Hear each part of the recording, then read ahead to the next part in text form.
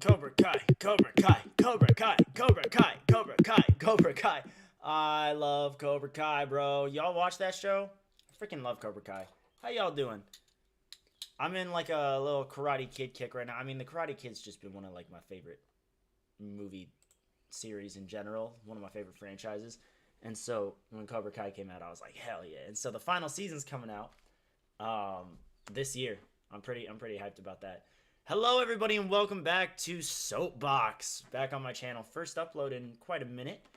What's up? We got Radium, Poke, Ninja Gamer, Evan, Jakari, and Shane. You like Peyton List? She looks kind of ass in that show. Not her best look, but I can understand where you're coming from. Yeah, they don't do her very good, especially her hair. They just, I don't know. I think they tried to play up the fact that she's poor in that show way too much, so they just genuinely made her look homeless, or what they think Hollywood thinks a homeless person looks like. Anyways, what else is new with you guys? If you haven't already, check out Skill Sunday. Put it on Instagram and YouTube, and I also put it on TikTok. But who cares about TikTok? I just do it. I don't know. It actually does get me some extra views, so. But I'm not gonna become a TikToker. I'm just gonna keep reposting stuff that I already have. I busted my finger open. I don't know if you guys can see, like right in my middle finger, the little spot of red right there. I busted my finger open in training, and so now it just kind of agitates me a little bit. You can even see on the nail there, like you can see the blood, just a little bit, or the torn skin. So yeah, that's pretty crazy. Not much else has happened, I feel like. I mean, I got a new job. I've been training a lot more. I got my next competition in like 3 weeks. So I'm feeling all right. I just need to learn to not choke. I keep choking, man. Maybe it's like performance anxiety. I doubt it, though. I've done like so many different competitions. I've done races for cross country at like high levels. I've done, like theater. I've done like plays, musicals, stuff like that. So I don't think I have performance anxiety, but this whole week I have just been choking like every major competition or course run or obstacle or video or anything. I've just been like completely whiffing everything. So hopefully I get out of the funk and then we can get back in the groove in time for my next competition. What's up, Blake? Oh, snap. You guys are at a competition right now, Blake. Sick.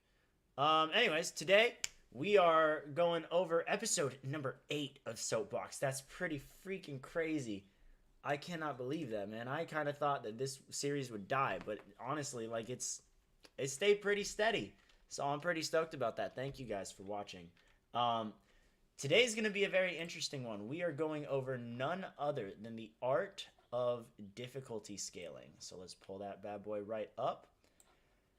Oh, if there are two things that I feel like the fan community of Ninja Warrior gets incredibly wrong, it's who they think the GOAT is, and also how hard they think certain courses are. So why are we doing this episode? What do I mean by difficulty scaling? Well, something widely disregarded and or misjudged in the online ninja community is how easy individual obstacles and overall courses are compared to others, thus affecting how talented they think athletes are. So today, I'm going to try and break down just what exactly difficulty in ninja means. Not just how hard is an obstacle or how hard is a course, and therefore like, oh, Sasuke has the vertical limit burst now, so it's harder than A&W Stage 3. Let's think about it for a little bit. Let's talk about that. You know what I mean? So let's break it down. This is where Ninja started. 1997. Sasuke won. These were the most intense obstacles on the upper body. A climbing wall that everyone got through in about 10 to 15 seconds or less. And the propeller bars, which had you dead hanging for a little bit. So, obviously not very upper body oriented. This is excluding, of course, the rope climb. That is the final stage. But, in order to get there, you had to beat certain obstacles. And these are the most intense on the arms, at least at the time. Now we enter a new era from 1997 I would say 1998, Sasuke 2, till about 2015. And this counts for Japan and the United States because 2015 was A&W 7 and Sasuke 31. And then we start seeing some changes. This is the parkour era. Above average overall athleticism was enough to make it to stage 3. You see obstacles here like the spider walk, the balance bridge, the jump hang, the warped wall. None of them were super technical. None of them were super pumpy. The rolling log. You held onto a log and it spun you. Like, you just kind of had to run, jump, and hold on to things. And you were kind of okay. And you could make it to stage 2. And if you were able to do those movements faster, you could make it to stage 3. This era went on at the same time as what I like to call the endurance era, where climbers dominated, you needed crazy grip strength, and, people started to really train the grip. This is where we saw our stage 3 iconic obstacles, and this is where we saw the guys who were training their upper body intensively do well. At this time as well, sometime in this era, we saw ninja gyms open, and so kids began starting to train on these obstacles. That's a bit of a side note, something to keep in your brain for now. But again, parkour era and endurance era, kind of going hand in hand right now. The way to be successful in these eras was simple. You had to be fast, agile, and athletic to make it to stage 3. But if you didn't have grip strength, you would not get further than stage 3. You would never clear it. However, you could also be incredibly strong on stage 3, but if you didn't have the tangible skills to make it past stages 1 and 2, your talents served no purpose in Ninja because you were not going to make it to the place where you could show off your strengths. You had to be well-rounded in all areas of this, and those people who were well-rounded, good at everything, are the people who made it to the final stage, the people who made it far into stage 3 consistently. That's why we had the All-Stars and the Shinseidai. That's why we had Nagano make it to the final stage 5 times in this era. Yuji won twice in this era. They were well-rounded. Now, who hasn't left this era? Sasuke. Let's think about this a little bit. Going back to this, you have to be fast, agile, and athletic to make it to stage 3, but without the grip strength, you would not get further. That's Jun Sato. You could be incredibly strong on stage 3, but if you didn't have the abilities to make it past stages 1 and 2, you wouldn't be able to show your success on stage 3. That's Keitaro Yamamoto. They're modern day examples because Sasuke has not really left that era. Sasuke is still generally the same vibe. The obstacles are a little different from what they were in the past, but in general, stage 3 is still the upper body intensive course. Stage 2 is the speed course. Stage 1, you don't really need to be a crazy cracked athlete. You could be generally athletic and make it far into the stage or beat it. So we're just kind of going to take Sasuke and remove it from the equation now, because we understand now that Sasuke is still in the parkour and endurance eras. We now understand what it takes to be successful in those. However, when we go overseas, when we go to America, to Australia, to Europe, and other parts of Asia, we start to deviate. We enter a new era, which is the Lachey era, which approximately was from 2016 to 2021, I would say. A picture of the jumping bars is below, and that's because this is the most influential obstacle of Ninja Warrior of all time, just period. And there's definitely more iconic obstacles, but in terms of what influenced obstacles in the future of the sport, the jumping bars is number 1. And I say this because there were always Lachey-based obstacles in Ninja as soon as the jumping bars were introduced, but A&W 8 till A&W 11 or 12 and even 13, it was really about modifying ways to do Lachey's. Let's Lachey sideways. Let's Lachey, but the bars are connected. Like, wait for it. There's a pulley system. Let's Lachey, but the bar will drop. Or let's Lachey, but something's going to spin. Let's Lachey, but let's put the bars on springs. There were just Lachey obstacles all over the place. Let's Lachey on cliffhangers. Let's do a reverse catch Lachey on a cliffhanger. Like, this is the Lachey era. And so, because of that, Lachey's really started to become practiced in these gyms. And the children who started training young at ninja gyms are now preteens or teenagers, and they've been trained throughout the entire parkour and endurance era. And they're now required to adapt to the Lachey era if they remain on top. Basically, their upper body strength from training at these gyms has been crazy high. Their athleticism, crazy high, because they had to train the same way the OG batch of ninjas did in the parkour and endurance eras. Now, in order to remain good, you have to Lachey. And when people started to get the hang of Lacheys, what did they do? Poke just said it in the chat. They started linking Lacheys, which is when you take 0 swings and you're able to pop from bar to bar or object to object and you're going. It's super fast, super efficient, but it is a little tricky to get the hang of it first. However, the top guys are the ones who figured this out very quickly. They now have great strength, great agility, and the technique to link Lacheys.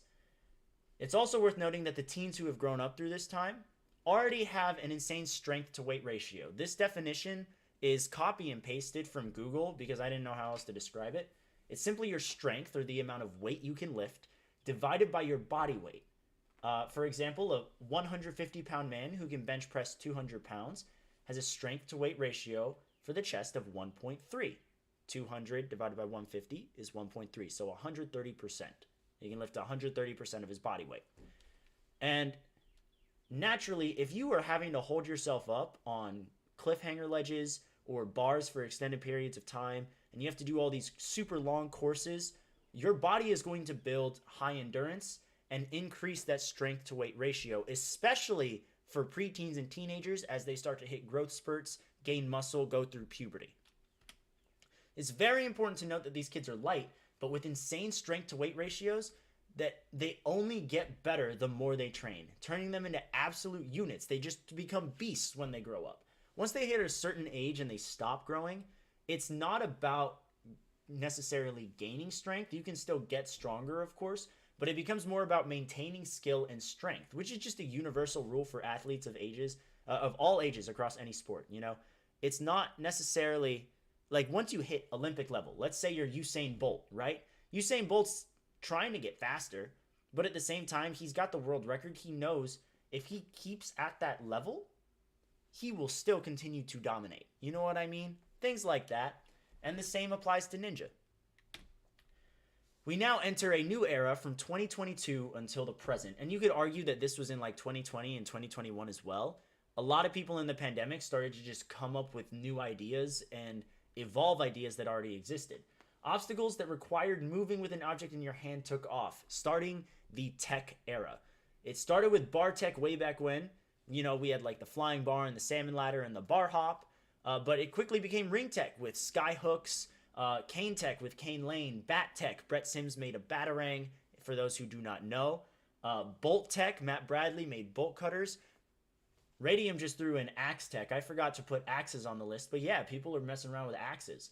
These are moves that you wouldn't see on the show so much. These are more like league-based ninja moves, but they are incredibly tough. Now we've got rope tech making a comeback with like lasso launch. More people are starting to train ropes in gyms now. These are moves you wouldn't see on the show. If so, you might see a watered-down, slightly nerfed version of it. And the reason why is because shows like obstacles that look good on TV. Small, precise moves don't always look great on camera. Shows will always favor moves that are tough but look good over super extreme moves that are quick and hard to catch on camera. I have a picture of the pressure cooker from ANW 15 on screen because I think it's a pretty good example. The pressure cooker is a pretty tough obstacle. It can be. You have to be precise with the placement of the hook on the pole. You have to leverage yourself. You can't just hang on it straight on and you're just going to drop straight down. You have to kind of tilt your hand and make sure that you're not going to fall. You then have to spin around, and as you're spinning, you have to be precise as you try and lock in another one. You're outstretched, you're spinning around, you're locking in. There's a lot of technical aspects that you don't think about when you're watching it on TV. But when you're watching it on TV, like Enzo's spread out right here. He's reaching. He's making moves. That looks better than bolt cutters. Let me see if I can find... I didn't have a video of bolt cutters. Oh, gosh. Give me 1 second.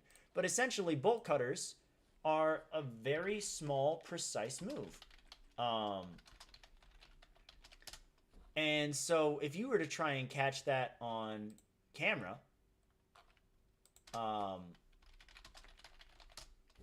it wouldn't look as good, for sure. There we go. Let me see if I can pull this up real quick. So the bolt cutters, you guys can see this? Yeah, you can see it. Okay, cool. Where can I find a good example of this? Well, here's a picture of bolt cutters. Was this another? Yeah, right here. You take it apart, you put it back in. So they're all doing it. Pop, open, close. It's not a big move. It's really not a big move. But, hold on. It's not a very big move. So on camera, A&W might look at this and be like, yeah, that's a pretty tricky obstacle, but we want something that's going to look bigger and still be tougher. So they would go with something like pressure cooker. And pressure cooker is a good obstacle, but it maybe isn't as tough as some of the other obstacles that athletes are training on in the gyms. Could this be a recipe for disaster? Yes. With shows avoiding tougher, more precise moves in favor of more flashy moves that might be a little bit easier, combined with the fact that these athletes have spent a decade or more perfecting their craft and evolving it. Because again, let's talk about this again with bolt cutters. Matt Bradley made them. Matt Bradley's my age. He's like in his early 20s. He was a kid doing this, and he created those moves. Now it's revolutionizing how these pro athletes are training and what they're training on. So when you have obstacles that are tough, but not going to push people because they don't look good on TV, you end up with the results of A&W 15. These are the 8 people that made the final stage. You end up getting 8 people to defeat stage 3. Simple as that. It could be a bad thing. Obviously, there are some people who were like, oh, cool, more people on the rope. And then there were other people who were like, this is way too easy now. You got 8 people on the rope. It's not that the course is too easy. It's a mix of, it could be harder. It's still hard. Could be harder, given the fact that the competitor field is so stacked. What can the shows not do? They can't go back to the endurance era. Everyone has brought up the idea of just throwing in a crap ton of old school Sasuke stage 3 obstacles to put it. I'm sorry. The modern day field is decimating it. It's been beaten, and the athletes today would demolish it because they've trained for courses like that longer than any other course. The endurance era was all the way back when they were children. They've been training on it since they were children. Now they are teens and young adults. They can't go back and do that. NSC Burnout. I was just about to bring that up, Radium. Great catch. NSC Burnout. I've showed this on the channel before, so if you've seen it, you already know. NSC Burnout is a 10 to 15 obstacle stage 3 style course with very tough, grip intensive obstacles, but there are no rest pads. And you have 5 minutes to get through as much as you can. Like, you have to come up with something tougher. You can't go back to the endurance era because now they're doing stage 3s with no rest every 3 weeks for their regular training and for their regular competitions outside of the show. Shows have limited space for their sets as well. That's also something to keep in mind. They do have like their own set rigs. They dig out their pools, and that's where it is. That's the spacing for the obstacles. Gyms, they're smaller, but they can be a little more flexible with where they put their equipment because, you can get creative with that. Shows are like, we have this much space. We got to fit an obstacle into this much space. It's hard to make a combination of 6 to 8 obstacles that are going to pump out today's athletes because, again, they're training for much, much harder stage 3 style courses already. Just saw Alex join the chat. Just got looking good on TV. I've been screaming for years. WNL has to do the exact opposite because we can't have big obstacles. And that's why it took 8 years for stage 3 in WNL to be beaten. What are shows trying to do? They're trying to reinvent the wheel. The shows are trying to add techier moves to pinpoint weaknesses on things that athletes may not have trained for as much as they did for other obstacles, but they're not really succeeding. I guess what I'm trying to say is they are trying to make techier obstacles, or trying to add other obstacles. The problem, oh, that's the other slide. The problem that I'm having with that is they're now behind. They don't have as much budget for A&W as they used to, so they're not making as many new obstacles, and they are now behind on all of the other cool, technical, flashy, fun obstacles that are being made in gyms for leagues.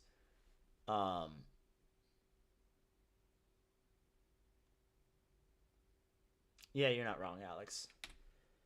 Then we get to the leagues. The leagues are not limited by the parameters of a show. Gym comps and world championship events have creative minds who keep up with the trends of the ninja world and innovate and challenge the athletes instead of trying to run away from them.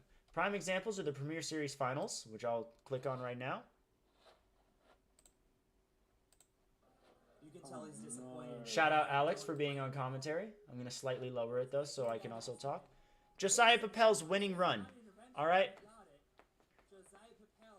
He's going to link some moves. Again, Lachey era. Fidget spinner Lachey's, but attached to a pulley system. Flying bar. Guess what? It's linked, and it drops. Come on. Come on. Beautiful. We go into some funky-looking sky hooks. And this is the early half of these obstacles for the top level of competitor. Slogies. Sloper holds. Literally half of a ball. Slopers are tough. So easy. Just honestly going quicker than what he did the first time, I think, Alex. With all due respect to Luke Dillon and that Nice. And we're going to grab onto that little cliff ledge right there. It's got a lip. It's not little, I guess, but now it's about building swing. From here, after this obstacle, we get even techier. I think so. This is Now we're going to get into the technique. He's been pumped a little bit, but now we're going into some crazy bar tech. I really love this obstacle. I think this obstacle's great. It's going to pop down. And originally it was supposed to be a Superman move, which Jay Lewis got, but he just Lachey'd past it to skip. But then we're going to go to a vertical limit Lachey. Just throwing that out. okay, they have given it to him this time. The officials will be watching closely, so I believe that it counts. So this could be insane once again, ladies and gentlemen. 150 on the clock. Again, that's a vertical limit. Pops to a cliffhanger. And actually, the rerun might give him an even faster time the way things are going. And then we're on the final obstacle, which is a massive disc, giant disc throw. It's insane. Pop, pop, pop. Are you kidding me? And then a cliffhanger again. And then he's going to get the buzzer. You guys ready for this? I mean, those who know, know. And those who were listening to the commentary, they know. This was Josiah's second run on the course. He had cleared it the first time. They just kind of got iffy on DQ rules. But he had to do this twice. And he did a speed course before this. This was his third course run of the day. You are not going to stop them with 6 to 8 random obstacles. The other video I want to show, NSC burnouts. Again, let's go to Caden Lebsack's burnout round from last year.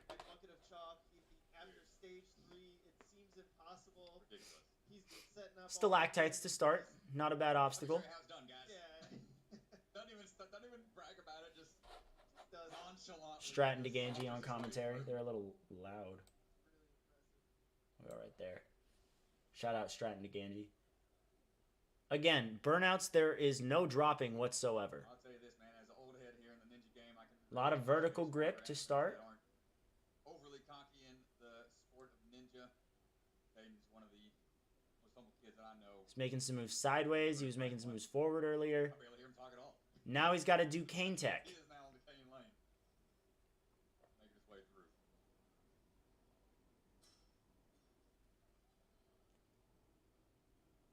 And now he's got to do Iron Maiden on swinging holds.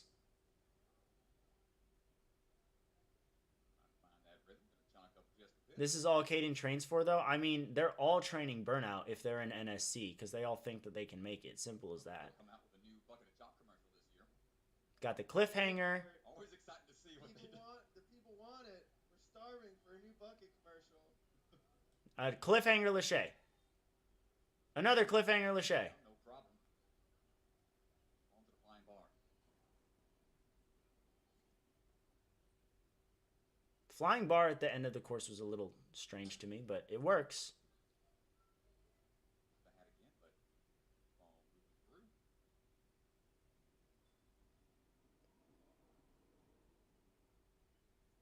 I agree, Alex. It's just the pump, which is why I'm making the argument that we cannot go back to the endurance era because obstacle 10 of 11 is the vertical limit descending and ascending Let's go. with a 180 grab, and Caden almost beats it all. Moves here. Goes for the dismount, just misses it. Just shortchanges it. That was the last obstacle.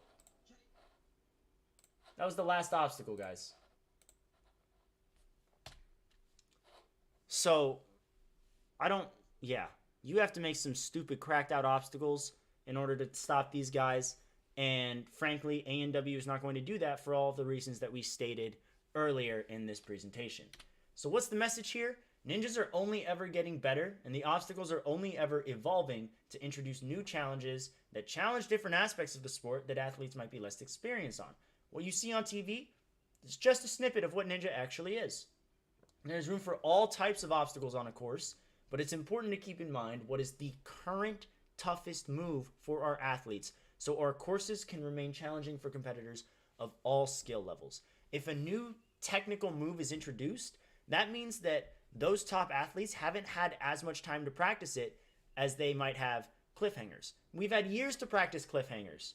So you'd have to make an either ridiculously, stupidly difficult cliffhanger to stop them, or you just say, hey, there's a new obstacle that Brett Sims made. They've only gotten to train that for like a month. Let's throw them in there. Let's put that in there because they'll have a higher chance of failing that obstacle than the cliffhanger that we know they've beaten time and time again. That is what I am trying to say about difficulty scaling. I hope that all makes sense. And again, send that over to people who are not thinking very analytically about Ninja. Frankly, if they are, if they feel that they can say that one course is easier or harder than the other with full chest, but they're not aware of everything, this would be a good stream for them. You know, you don't want to get people ignorant, more or less. Let's start to end that false narrative. That's what I'm trying to say. That's what soapbox is all about. Ending the narrative. Still suck at climbing ropes. I mean, kind of, but also 77 feet in 30 seconds is just not possible, period. The simple fact of the matter is no one would win A&W without getting pulled up by the harness and the pulley system. It's all rigged, so it doesn't matter to me.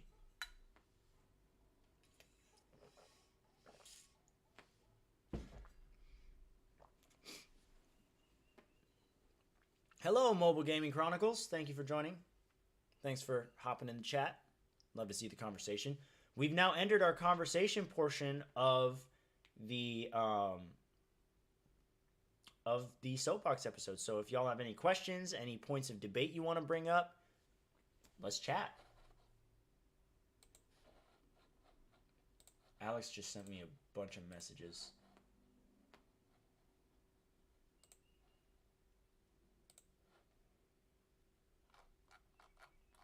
Where did he send me that?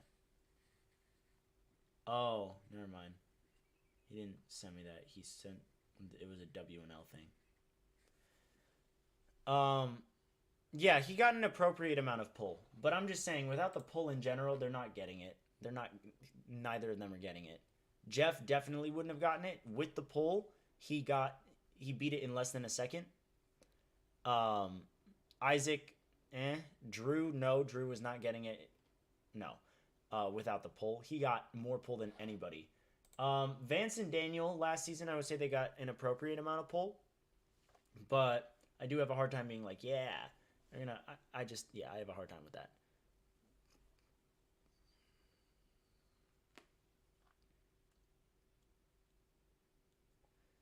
In Sasuke 27, there was a 75-foot rope in 40 seconds, so that would have more clears with American Ninja Warrior competitors. I mean, yeah, the Sasuke 27 final stage is probably the easiest final stage of all time, though, excluding the Kunoichi ones.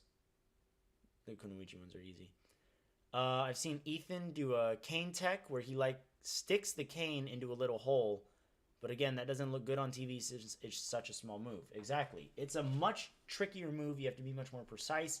You have to have the power. I was actually working on Kane tech this past week. I was actually there 2 days ago. So, and I was working on Kane tech. It took me way too long to get the move on camera. Again, I might have some sort of like performance anxiety or something because I was getting the move pretty consistently off camera, and then on camera it took me about 6 minutes straight of just 6 minutes of straight fails to get it. It was frustrating, to say the least.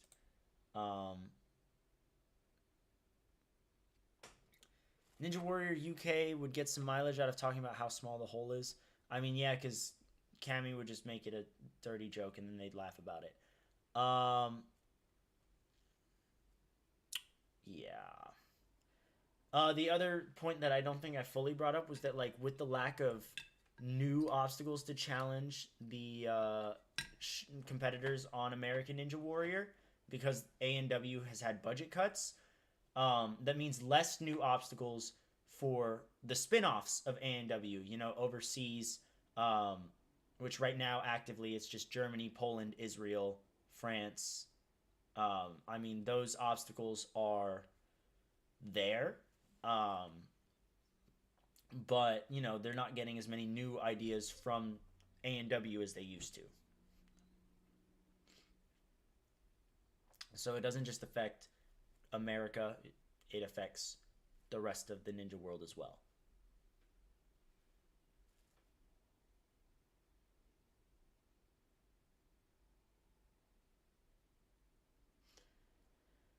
Almost every ninja show is broke or becoming broke, and that's a problem as well. You're 100% right, Ninja Gamer. And you're certainly not getting new ideas from Sasuke. Correct, Evan. Yeah, I mean, Germany had a massive budget cut. A&W's had budget cuts. Israel and France are both on hiatus right now.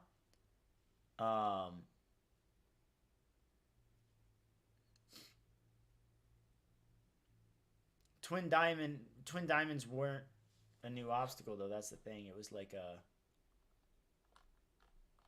Why is the chat not showing up on the? Oh, I have it hidden behind. There we go. Twin Diamond is a fine obstacle. It's just like it's not original. It was from stinking Takeshi's Castle. So I'm not gonna pretend that Sasuke provided us with an original obstacle.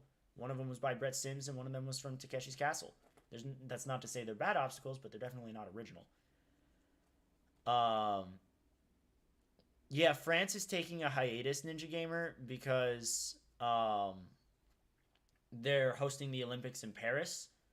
So they have their France versus the World special that they recorded last year. They're going to air that this year.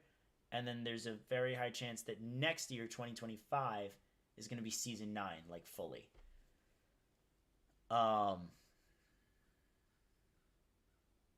International shows have no excuse for not coming up with new obstacles. France innovates with the format. Not so much the course, like the obstacles themselves. Germany, not really either. Australia had a couple, and there's one that I really, really like. The Anaconda. I love the Anaconda from Australia Ninja Warrior. Yeah.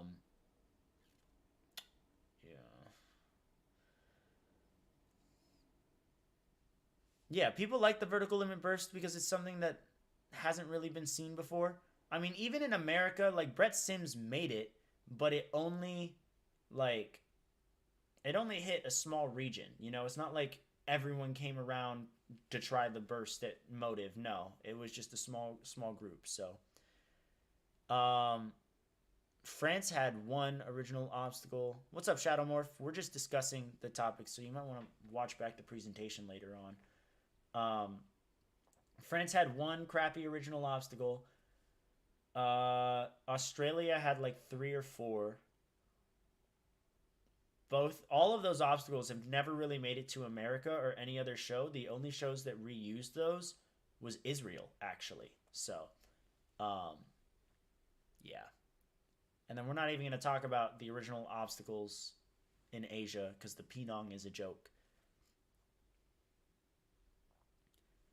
I guess, yeah. I just count the swing orb as one obstacle poke, not like 3. You know what I mean? Like, yeah. I agree. France did mix stuff up with the obstacles they were given. You know, at one point, the Power Tower was just the 5th obstacle of qualifiers. And at another point, the Power Tower was for races. And then at another point, the Power Tower was the Memory Tower. So I'll give them that. They are trying to change things up. But sometimes they're hits and sometimes they're misses.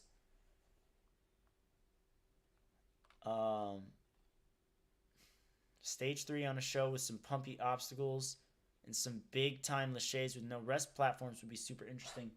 Guys, should I go over my dream stage 3 to you guys, like for Sasuke? It's completely unrealistic. I was thinking about making it a TSM video. I'll probably make it a TSN video anyways because this is going to get like 200 views. That's cool. But if I put it on TSN like a year from now or something like that, it's going to get like 1,000 views. So I don't mind sharing it right now. Let me just put it on a slide so I can like kind of reveal and explain why.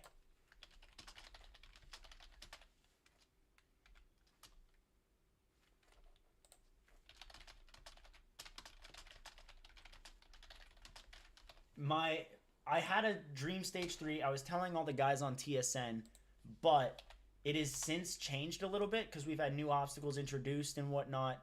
For example, I had the vertical limit Kai on there. Now it's the vertical limit burst because I like the burst. I think the burst is a great obstacle and I don't see a reason to get rid of it. Yeah. So it's...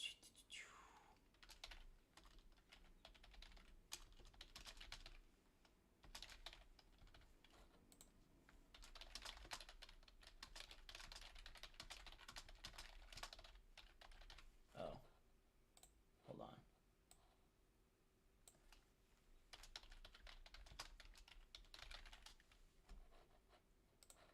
There's some stipulations around this. Like just...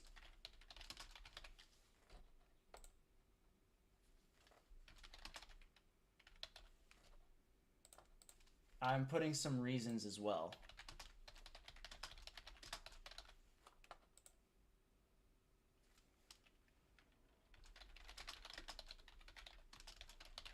And then I'll do number 4. So this is only 6 obstacles,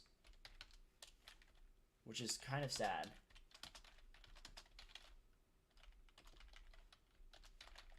But whatever. Right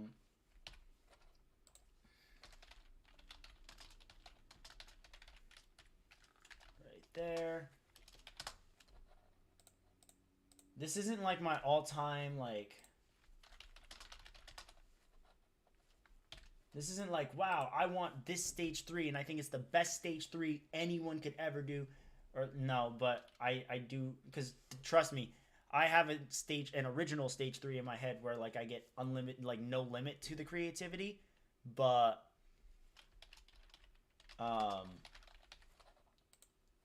that's not what this is. This is specifically for Sasuke.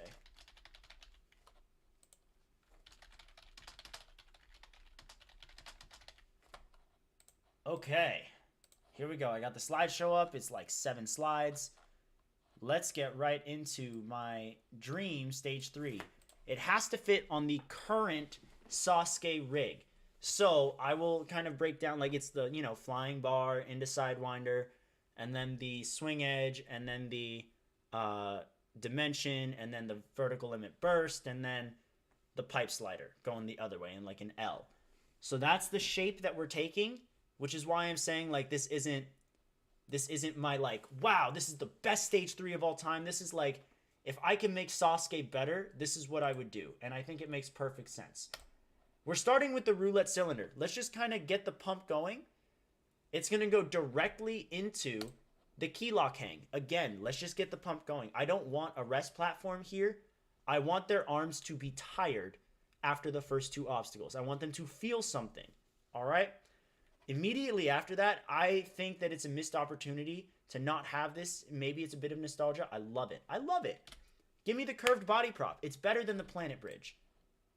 It's much better than the Planet Bridge, because the Planet Bridge, you kind of just can plank across, and you can kind of, like, the way the taller competitors can get across it in like one go is really sad. Curved body prop, I think it's good. I think you're pushing more. I think you're pushing more with the curved body prop going down and up than with the Planet Bridge, where you can theoretically get across it in like 5 seconds. After that, I want the ultimate cliffhanger from ANW 11 to ANW 15/16. I can't stand the cliffhanger dimension. This still has a 180 jump. If they want to make it the rule, like, you have to 180 it, I'm fine with that. I would say the only thing is make the ledges thinner. They don't make them beefier like ANW does. Just keep the layout, the design of it. You know what I'm saying? At this point, your arms are going to be sore. Your whole body will be aching, hopefully, or you'll feel it a little bit, and you'll get to do this ultimate cliffhanger. Yeah, ANW cliffhanger with Sasuke ledges. Exactly, Fix. Number 5, again, I said I wasn't going to change it because why should you? It's the vertical limit burst. It's a great addition to stage 3. So keep that around, especially since still a prevalent challenge. My number 6 is where I'm like, oh, I cooked. Like, this is the one where I'm like, I genuinely think this is the good idea. Because, like, when you go to roulette cylinder and key lock hang, you could pick any 2 obstacles that require long periods of hanging and put them back to back.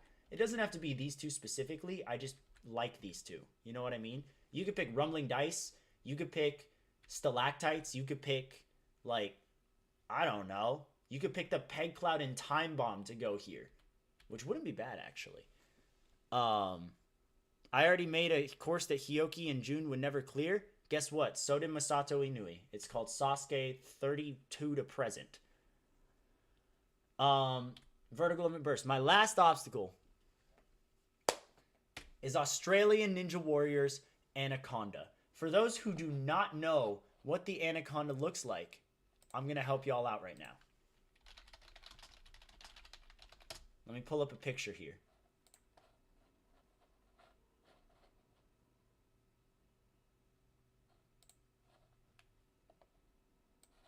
Here's the Anaconda. Oh, I just realized my photo's blocking it. Thank you, Sasukepedia. Thank you, Vault. The Anaconda is a series of doorknobs that arch up and down and go across. However, there's also 1 bar here, 1 bar here, and 1 bar here. They are 9 feet apart. There is a bit of a split decision here. Your strategy can change on the Anaconda. You can go up to the first bar and you can decide, I don't want to do a lache. I want to go across the doorknobs. Or you can lache from bar to bar. So this could be done in 3 really big moves. This could also be done in like 20 really small moves. It depends on what the competitors are comfortable with. And that's why I love the idea. Because as I just said in this PowerPoint, let me just pull that up again. It's a mental and a physical game to end. You have just done a cliffhanger, a body prop, a vertical limit, and 2 combo pumpy obstacles, all right?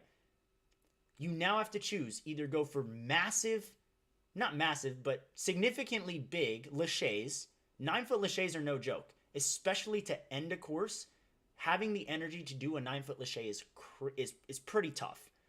However, doing those tiny moves on the doorknobs can also be tough. So what people choose, I think it adds a whole new strategy to the end of stage 3. It's a true make or break decision. It makes the audience more entertained. It makes the competitors sweat a little bit more. And you can either get through with endurance or with power. And I think it's such a cool way to end it. I want the Anaconda to be the last obstacle of stage 3. You guys feel me where I'm coming from? Like, I just think it really works. I think it's a great idea.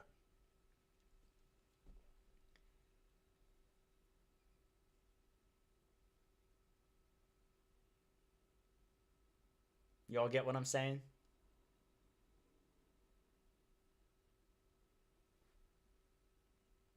Hit him with the multiple aspects of... What's up, Merte? Welcome to the stream. I've convinced Poke. Poke is in. I'll probably make this a TSN video, and it'll probably change, but it'll probably be like a 2025 TSN video. I don't have any plans for that for TSN right now. I wish the Anaconda had vertical grip on the doorknobs instead to make it even harder. Wow.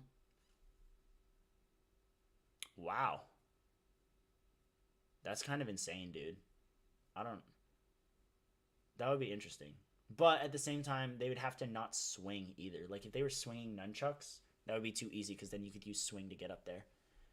Inui needs to make Kane a course designer. Look, man, I didn't come up with any of these obstacles. I just put them in an order I think would work. My dream stage 2 is also cracked. It kind of, the idea behind stage 2 right now is like you do the first half of the course very fast, and by the time you're at the end where you have to do the wall lift and everything, you're tired. So it makes the tough harder. My thing is like, get them tired, get them pumped out with the weighted stuff first, and then have them be technical and fast, so they're more likely to make a careless mistake because they're rushing. You know what I mean? I want to flip that. I'll go over, screw it. You guys want my whole dream stage 2 and everything? I will give you all 3 of my dream stages right now, because I enjoy the dream stages. They're just a lot of fun.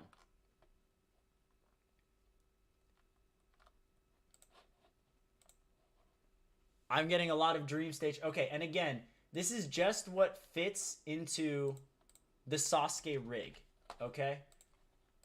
And I'm just going to take stuff mainly from A&W and Sasuke just because, again, I'm just working with... It's not realistic in the sense that we're ever going to get these courses, but it's realistic in the sense that, you know, Inui's more likely to take something from A&W than W&L. It was 1, 2. I'm trying to count how many slides I need to make right now. Give me a second. 1, 2, 3, 4, 5, 6, 7. Okay, so 7 for stage 2. 7 for stage 2 is crazy, bro. Do you guys want my stage 1 as well? I'll give you stage 1. I'm fine giving you guys stage 1.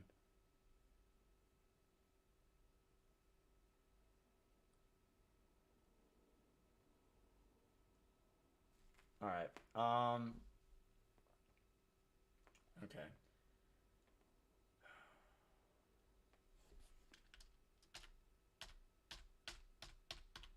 Stage 1 is 8 obstacles. So let's go. Oh wait, I'm trying to. What was I doing? Stage 1 is the one that I've worked on the least.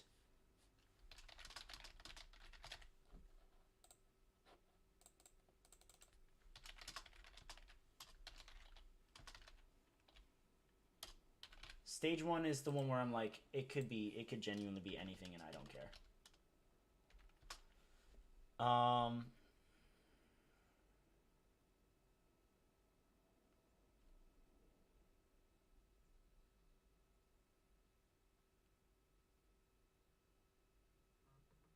My brother's calling me. Hold up. I'm not answering that right now. Sorry, Elias. I'm streaming. I am a streamer right now.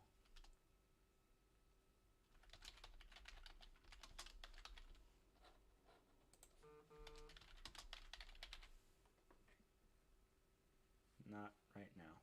Sorry, bro. Give me... Oh, gosh. Give me an hour or so after church for you.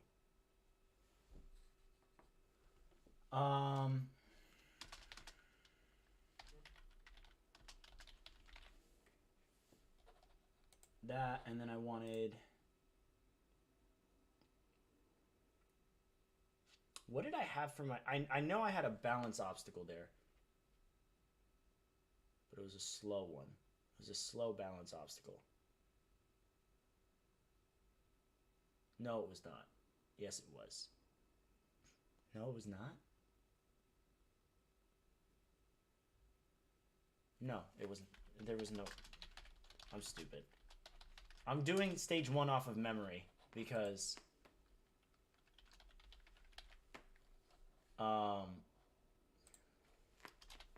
Yeah.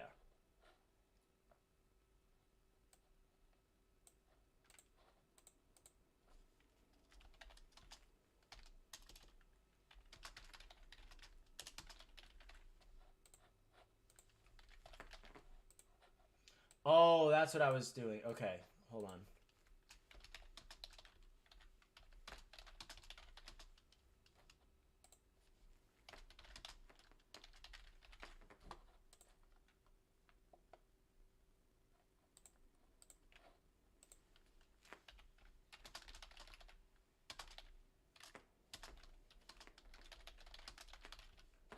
Okay, so stage 1 is 7 obstacles.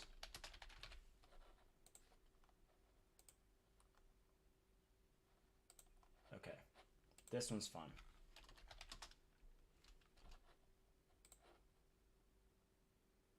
Oh, snap.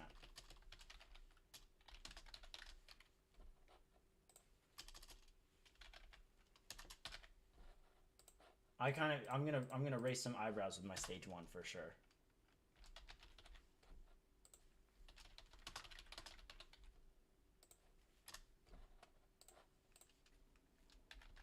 I'm gonna raise some eyebrows with my stage 2 as well.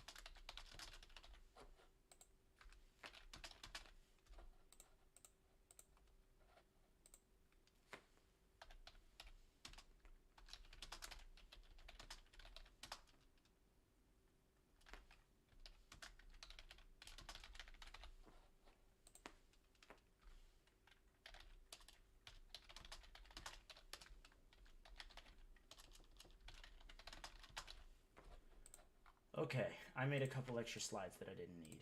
Boop, boop, and boop. All right, let's go into my dream stages. Again, this is kind of going to fit in the Sasuke rig. I will also state my reasonings as to why things are the way they are. Number 1 is going to be the hurdle jump. I really enjoy the hurdle jump. And frankly, I want the first obstacle to be tough for people who should not, who suck. I'm sorry, because Fuwa-chan should not have made it to Twin Diamonds. Hikakin should not have made it to the Dragon Glider in Sasuke 40. The celebrities can still get their time to shine. Inui can still make his profile pieces, whatever. And you know what? Cool. Let's also get them out on the first obstacle.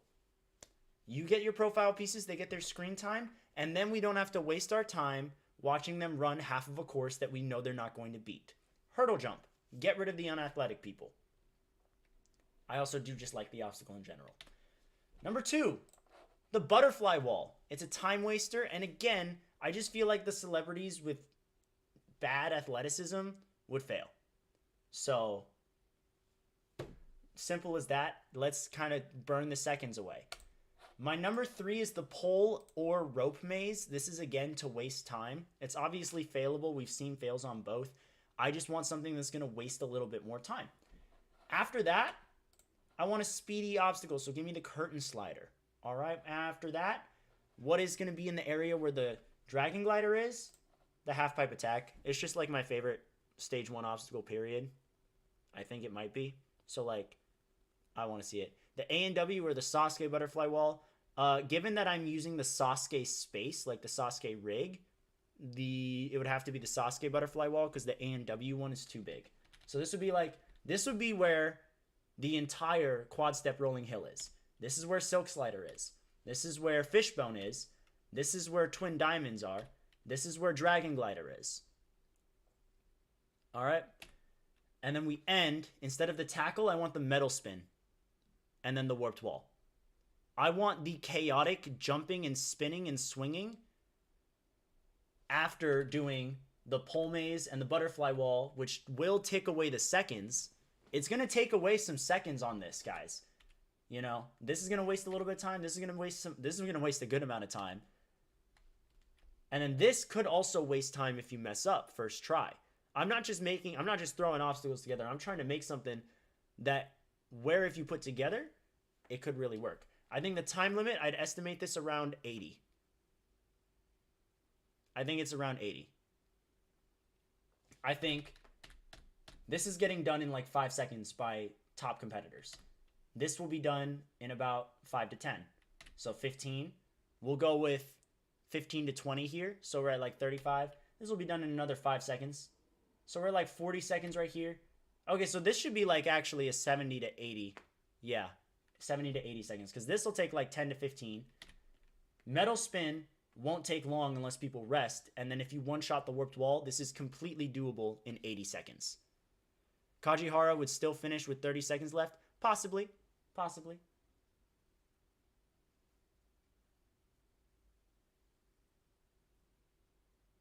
$75 to $80, I think, is the sweet spot for this one. You guys are not ready for my stage 2, though, especially when I tell you the time limit. Here we go. We're moving right on to stage 2. Stage 2, we're starting with the tackle. Let's just kill their legs. Again, we start the way stage 2 has been for a long time and basically forever, with the exception of like Sasuke 6 or whatever, Sasuke 5, when the tackle machine was first. I mean the tackle, by the way. I want 3 boxes. So like I said, when you get to the backstream, your cardio is like you've done a lot of running and moving already. You're feeling it.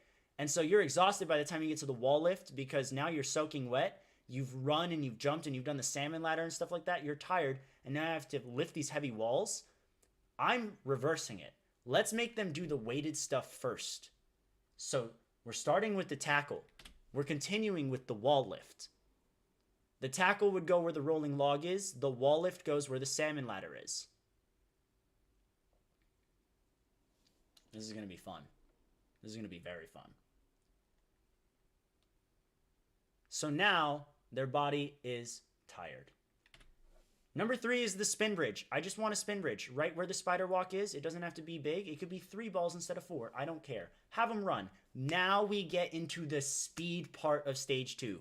They are tired. We are rushing from the spin bridge into spring forward. I want them to link spring forward bars. They have to link if they're going to clear, or they have to be very quick on laches if they're going to clear. So they are running, they are lacheying, they have to crank through the arm bike as fast as they can. So these 2 are going to be smaller. This will be where the backstream is essentially, because the backstream is big. The backstream's a big obstacle. You can fit both of these on there. So again, pump, pump, speed, speed, speed. Number 6 and 7 is the Big Dipper into the salmon ladder. Just a single salmon ladder. It's not like you hop the bar into the rungs. It's just you swing on a Big Dipper bar, you catch the salmon ladder bar, and then you go up 3 rungs. The buzzer is at the top of the salmon ladder. You have done all this weighted stuff. Weight. Heavy, heavy, heavy stuff. Speed, speed, speed. Arms, arms. Now you have to pump the salmon ladder. You have to be precise. And the time limit is a minute or less. So you are moving through this stage. Only the elite would clear that stage 2. That is my point. I am tired of seeing the clear record on stage 2 broken.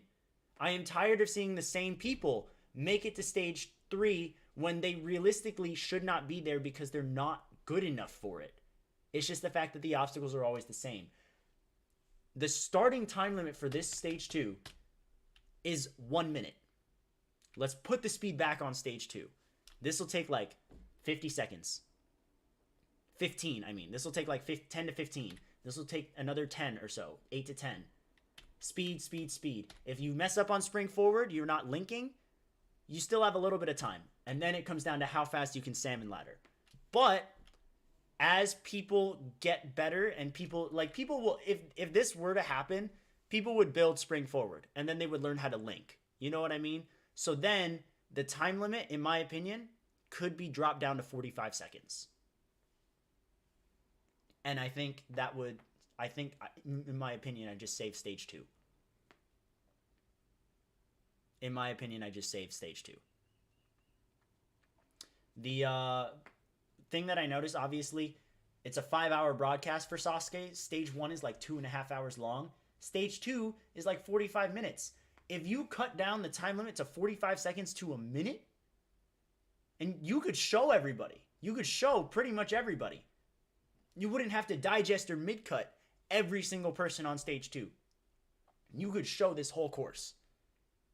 And I genuinely think it's a good course. And then again, we go to stage 3, which is roulette cylinder, key lock hang, curved body prop, ultimate cliffhanger with Sasuke ledges, vertical limit burst, anaconda. What do y'all think? Do you guys think I cooked on any of these? You didn't have to write it down, Alex, because it's going to be, this stream's going to stay up. I wasn't just thinking about what fits in the Sasuke layout as well. I was thinking, like, how can I make Sasuke entertaining?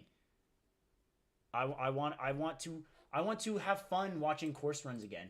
They don't have to be anything absurd, in my opinion. Like, we don't have to be flashy over one obstacle. Like, that's the thing that's the problem I have with stage 1 and stage 3. It all really depends on how you do on like 1 or 2 obstacles, and then if you beat them, you beat the stage. So it's kind of like to me. And so I kind of wanted to counter that, but also take into account, like, if this were to happen, Inui's still going to show the people that he wants to show. So how do we get the celebrity shown while also not having them go halfway through the course and take an hour of screen time? Kill them on the hurdle jump. Kill them on the butterfly wall. First 2 obstacles, they're done. Back the way it was in old Sasuke, when the celebrities were there and they got their screen time and they failed something that realistically they should fail. So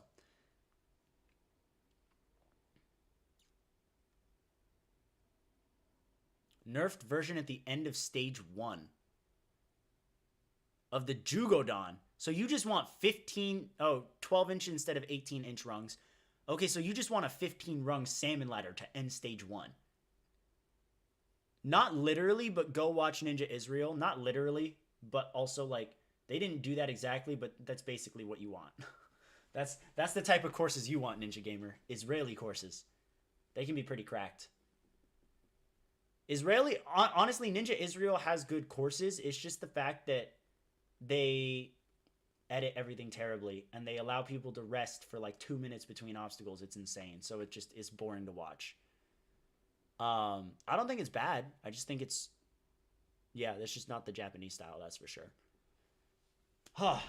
So those are my dream stages 1, 2, and 3. If I were to pick a final stage, I really like the Sasuke 32 to 38 final stage. I understand that it's not as hard as the Sasuke 39 to 41 final stage. But it's definitely my favorite, so I would keep it. And I would maybe bump the time limit down to 40 seconds because I would love to see someone try and do that. That'd be really fun. Exactly. Watching people try to do the salmon ladder with the clock ticking adds a whole new level of difficulty to the salmon ladder.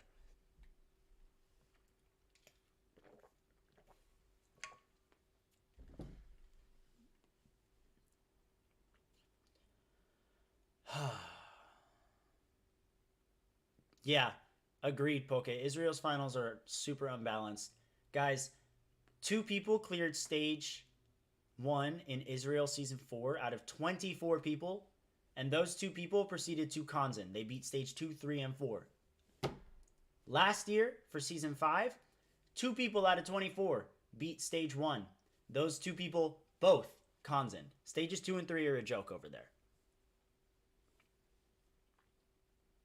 It's ridiculous.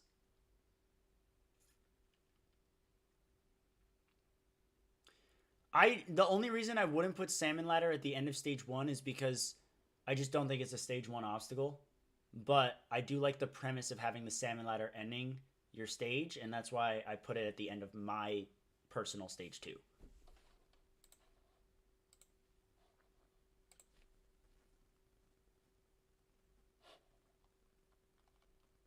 Yeah, you know, Shadow, Ninja Israel is not a good show. It's got incredibly talented competitors. It's got good obstacles because they take a lot from America and Australia.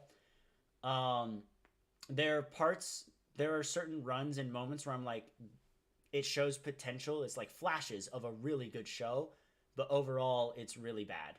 It's an hour long for each episode, and they'll show like 5 or 6 runs, and the profile pieces will be like 12 minutes long. So it's just really not good. Really not happy about that.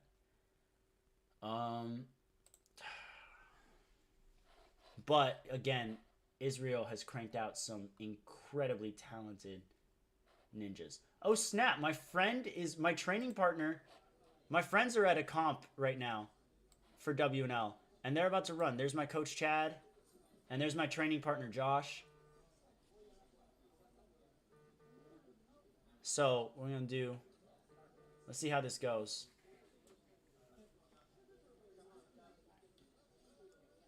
Come on, Josh. Josh is an incredibly strong ninja. He's been doing this for a while, and he's also a very experienced climber. His grip strength is absolutely insane. Their camera's really cutting out a lot. Ooh, he's got kaleidoscope. Oh, he can static. Okay. A sideways flywheel. Fun. I would have gone to this one, but this is like 3 to 4 hours away from me. So I wasn't going to drive out. Besides, it's Super Bowl Sunday. Who y'all got for the Super Bowl?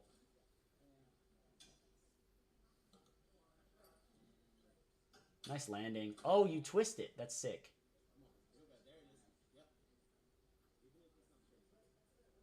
Oh, no, Josh.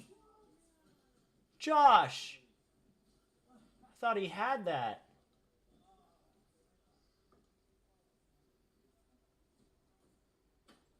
Give me some laches. Ooh, palm flip. Oh, he kicked it. What a cheese.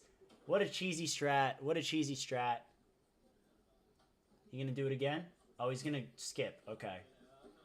W and L, everybody. We skip obstacles when we can, and there's nothing wrong with it. Ooh, a little sword move on a disc. We got some canes and lobster claws. That's a nice little bogey. That's a thick bogey, bro. Get up there. Twist around. Come on, Josh.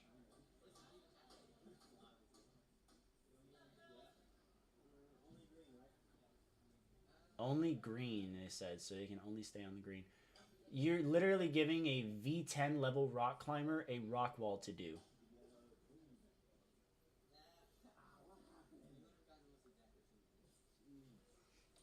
Jeez. Well, there goes his run. Good job, Josh. Oh, my coach is up next. Let's go, Chad. Okay, we're going to watch Chad now.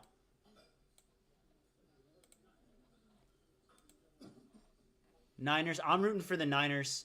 The Niners are just my team in general. I like the Chiefs, honestly. I'm fine rooting for the Chiefs, but they are literally against the one team that I would root for over them. And I just really want redemption for the Niners after 2020 Super Bowl. So,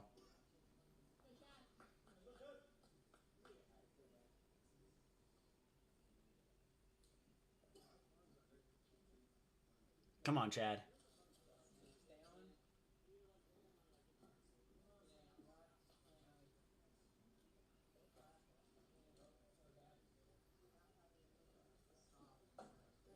Come on.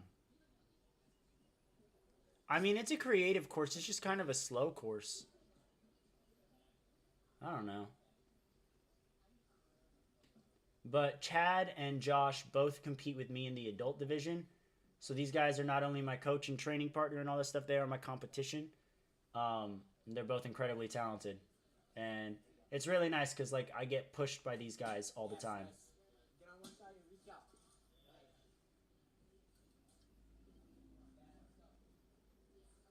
Poor Evan, salty about Detroit still.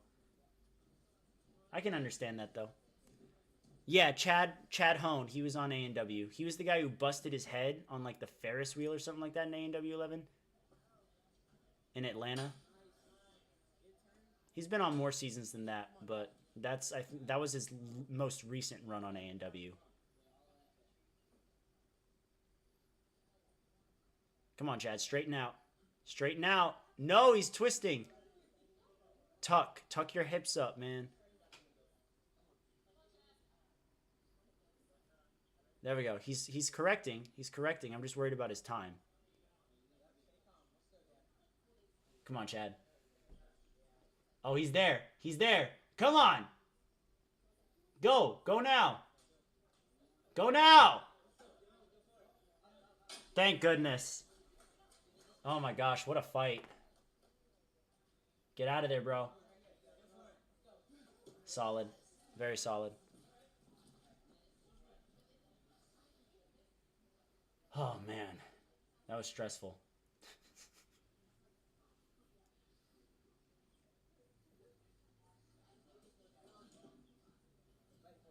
Kick it. Nice.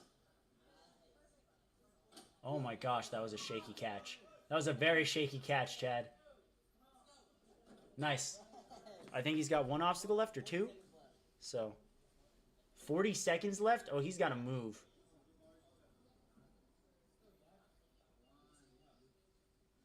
He's tired, or a little tired. He had a shoulder injury a couple months back, so he's still not at 100%, but he's getting there, and he's getting back into it. He's killing it. Come on, Chad. 16 seconds left. 16, get out of there, bro. Let's go. Over. 10. No, we just trained this in the... Why'd you mess up that hold? Touch the spider. Touch the spider. Okay, he got the point for the spider. Time. Bummer. He timed up right before the last obstacle. But you know what? Good stuff.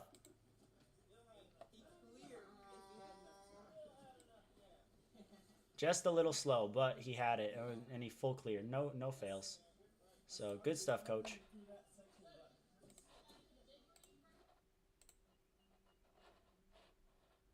Oh, man. Well, is there anything else we want to say from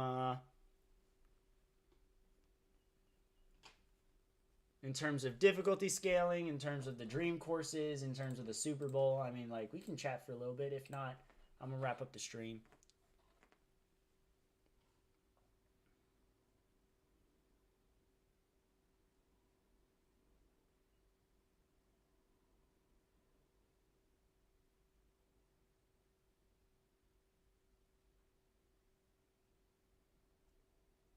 Feel bad for the Lakers fans, bro. We're just never going to get better. It's okay. We're just never going to get better.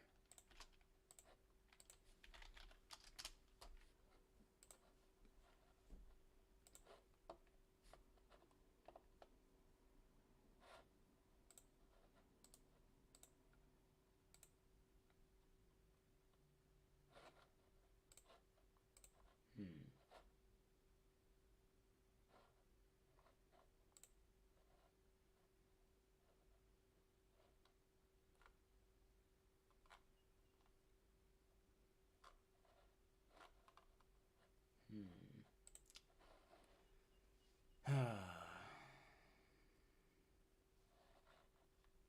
guess we just vibe.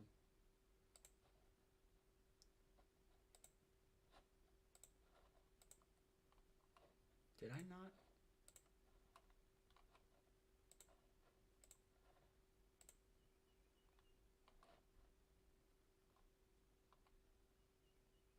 Oh, snap.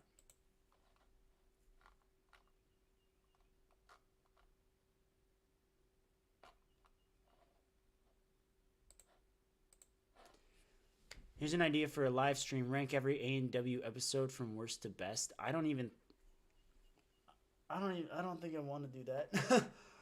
That would have honestly, the truth about that is I don't remember enough about each A&W episode. I remember like especially early A&W, like A&W, let's say A&W 3, right? The qualifiers. We can be like, "Oh, that's the season where blah blah blah blah blah blah blah." I don't know. I'm not thinking about it like that right now, you know? So I remember it as like rounds. I don't really remember it as like individual episodes like that. Especially when they were all in one location earlier on. Same way I feel about like season 12 because that was all in one location, and 14 in a way, 15 and 16 definitely, you know.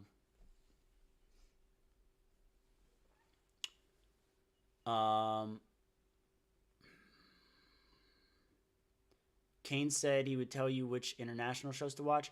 Yeah, I'm gonna do that, but I'm probably gonna do it as a stream just because I don't want to have to edit that. It's a lot of editing. I want to edit the fun stuff, not the ridiculous stuff. What's up, Flo? You picked 10 over 13 as a whole season. I might agree with you. I take 13's Vegas over 10's Vegas, but 10's qualifiers and semifinals bored the crap out of me. So, actually, I said that wrong. 13's qualifiers and semifinals bored the crap out of me, and 10's were all right. But yeah, maybe I'll do a stream where I recommend stuff. I might do that, or I might just put something on TSN. We'll see. Totally may or may not have worked with a member of TSN on a video about international shows. We don't know. Rank all of A&W's Vegases from worst to best. All right, I'm putting number 10. I'm putting A&W 10's Vegas pretty low. Gosh, this is a tough one actually. Let's pull out a little doc. Let's pull out a little doc because I feel like, there we go. I'll put myself in the corner so y'all can see the chat still on screen. There we go. Okay. We'll go Vegas rankings. I'm going in chronological order right now. 5, A&W 6, A&W 7, A&W 8, A&W 9, A&W 10, A&W 11, A&W 13, A&W 14, A&W 15. Okay. A&W 5 is going pretty high up. I liked A&W 5. A&W 6 is going to be lower. A&W 4 and 6 I'll throw temporarily at the bottom until I organize the rest. They're low. A&W 7s is pretty good. I like A&W 7s. In fact, I might,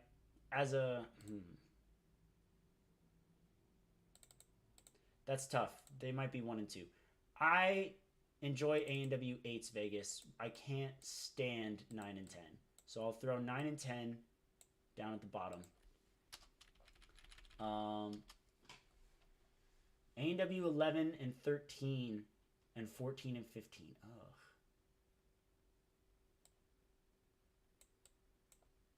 I'll move 4 over 10. 4 is definitely better than 10. 4 is better than 9's, but no, it's not, actually. 4 is not better than 9's.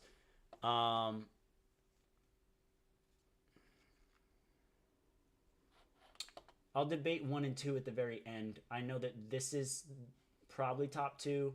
These are the bottom 4. I'm actually 14's Vegas was actually atrocious though. But for the sake of better results, I'll put it there. I didn't mind A&W 15's Vegas. I didn't love the format, but whatever. 8, 11, and 13. This is tough. 8, 11, and 13 each have their own pros and cons.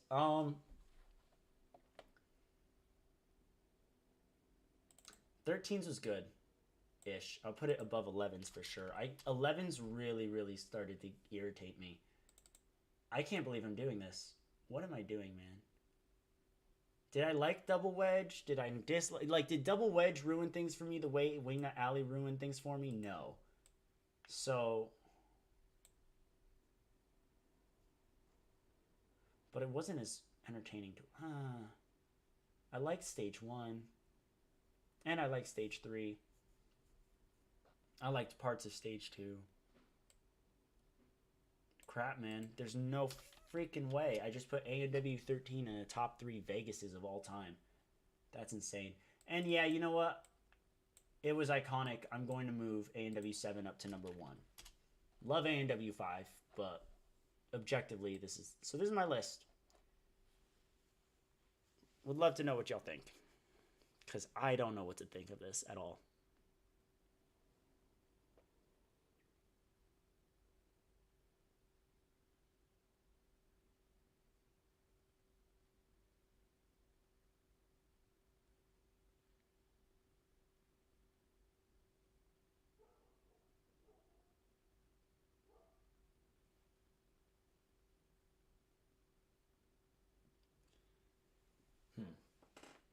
I put 11 above 8 and 13 below 11 and 8. 6 at the bottom based. Ninja Gamer, I honestly understand that. Like, these 3 were very, like, they were just tough for me. Like, they're all middle of the pack.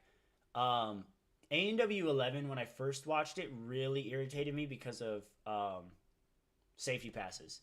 And I honestly, like, I understand that there are safety passes in 14, 15, and 13. But, like, so many were used for A&W 11, and it irritated me so much, especially since Drew won because of the safety pass. Dave Kavanaugh, like, spending the episode on Dave Kavanaugh when he lost his safety, oh, that was rough. I mean, it wasn't even a lot. It was just safety passes were used so much in that season that it just made everything feel so much longer. And then Stage 2 felt even longer because so many people cleared. And so Stage 3 kind of suffered, in my opinion, because there were so many people on Stage 3. I don't know. That's me. That's just... I can understand why people will put it high, but I'm also just like, I don't know if I can give it that, you know? A&W 14 might be the worst edited. But results-wise, I'll take it regardless.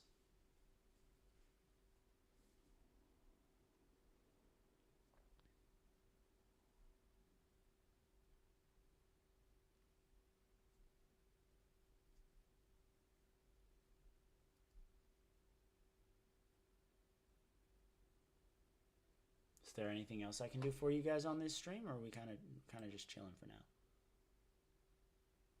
now? That was just ranking Vegas's, Alex. But now I've closed out Chrome.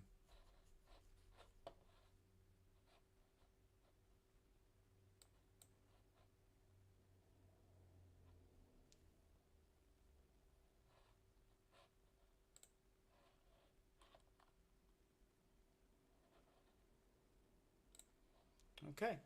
Well, guys, I think that's it for our stream today. Thank you guys all for joining me for Soapbox. Thank you for hanging out. You know, we were just talking random stuff, random ninja stuff. That was a lot of fun. Happy Super Bowl Sunday for all who are going to watch the game. Let's go Niners. And I will see you guys either next week or in 2 weeks with another video. Be sure to check out Skill Sunday, because Skill Sunday will be coming out weekly. Man, I've been behind. I'm not doing as many videos as recently, but I'm kind of enjoying the time off. So, yeah, thank you guys for watching. I will catch you guys in the next one. Peace.